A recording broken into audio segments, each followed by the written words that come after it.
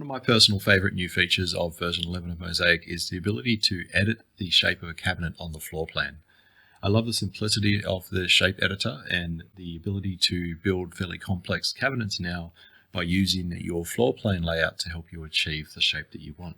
I'm going to show you two different examples where that can be very useful here.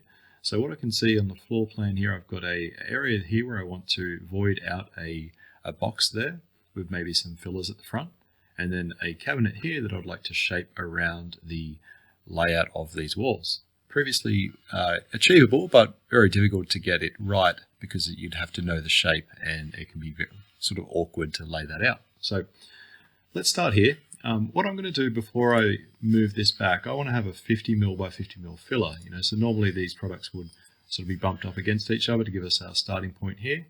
I'm going to go ahead and give myself a 50mm space there.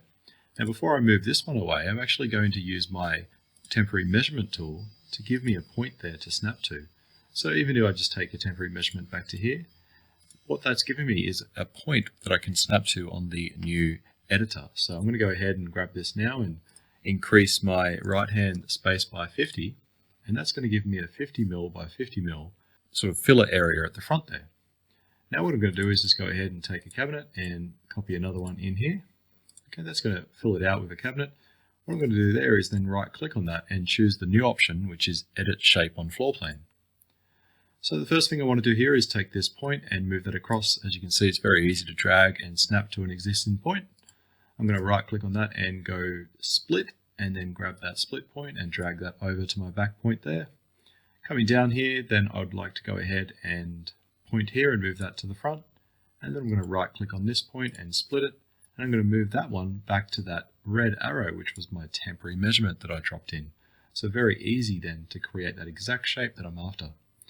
From there, I'm going to go ahead and press Accept Edits, double click on that cabinet, and now go into the Shape tab, where I'm going to define what I'd like each of these spaces to be. So I'd like both of them points at the front to be a face. So I'm going to go ahead and make that maybe the right face. And then on the face tab, I can have my front face selected, and that can just be simply a panel.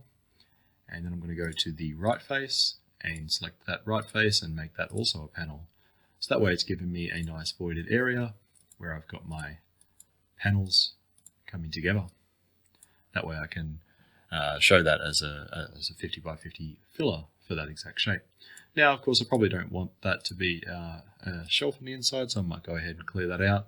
You might make other changes to that, like go in and actually change the top to a full top as well, just instead of having a rail, just make it easier for you to create that void box.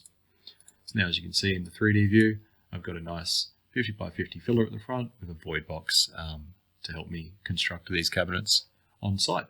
So very easy to create that shape. Let's use the second example here, wrapping around the wall. So what I'll do for this one, I'm going to start just with a one door cabinet here. Then I'm going to go ahead and start with another one door cabinet over here.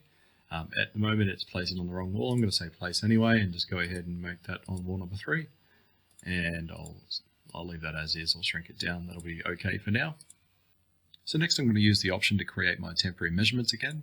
That'll help me lay this out for later. So I'm going to go ahead and just create a temporary measurement at the front on both of these points here. Now that I've got that, I'm going to go ahead and delete one of these cabinets, and I'm going to go ahead and right click on this one and choose Edit Shape on Floor Plan. I'm going to right click on this edge and choose to split the edge. I'm going to take that split point and drag that over to my opposite corner. I'm going to go ahead and split that edge again and drag that to the front corner. And I'm going to go and do one more split there. And this one I'm going to drag to the temporary snap point that I created there. Now that I've got that, I've got a nice 200 by 200 point returning where I can create some end panels. I'm going to go ahead and press Accept Edits. And now I'm going to double click on this cabinet and go to the Shape tab to define what I'd like this shape to be. So what's now currently the front face, I'm going to go ahead and make that an applied door. Next I'm going to go ahead and change the right end to a front face, and the other side I'm going to change to an applied door as well. Going through this, you can define what you want to be a back and an end, so you can control how this happens. And if you'd like to put any shelf drilling or anything like that in there, you can always click on those edges and go ahead and turn on your shelf drilling. So all fairly easy to do. That one might actually be a right hand end for my scenario, and then maybe I want shelf drilling on one of these back edges.